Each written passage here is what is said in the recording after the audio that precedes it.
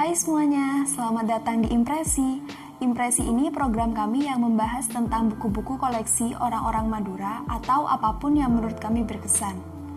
Nah, di edisi perdana ini, kita akan membahas tentang buku-buku yang ditulis sama perempuan atau buku-buku yang nyeritain tentang perempuan. Buku yang pertama ada Perempuan Berbicara Kretek. Suka banget sama covernya, karena tanpa baca judulnya pun kita udah bisa lihat, udah bisa nebak kalau buku ini emang bahas tentang perempuan. Kelihatan dari model tangan, gelang, sama model kukunya. Kalau dilihat dari temanya, buku ini kesannya feminim sekaligus maskulin, karena ngebahas simbol yang dilekatkan sama pria namun ditulis sama wanita. Meskipun banyak banget esai di dalamnya, tapi ada beberapa esai yang kami sukai. Yang pertama, Rokok dan Jilbab. Kalian pasti sering banget menemukan kayak gini.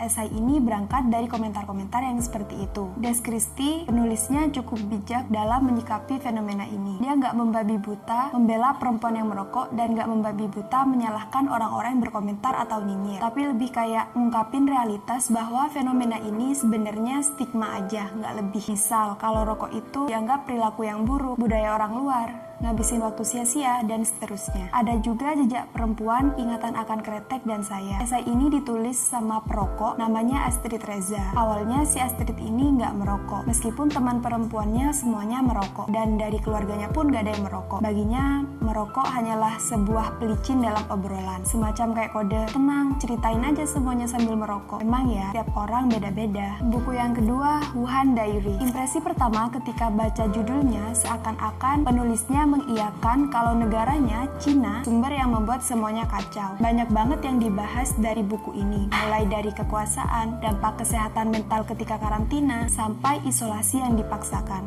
Gak heran juga kenapa penulisnya banyak dikecam. Banyak yang bilang gak nasionalis, pengkhianat, dan diancam mau dibunuh karena mungkin terlalu blak-blakan dalam mengisahkan kondisi di sana. Awalnya, buku ini adalah catatan harian yang diunggah di Weibo, mirip seperti Twitter. Setiap malam penulisnya mengunggah kisahnya di situ.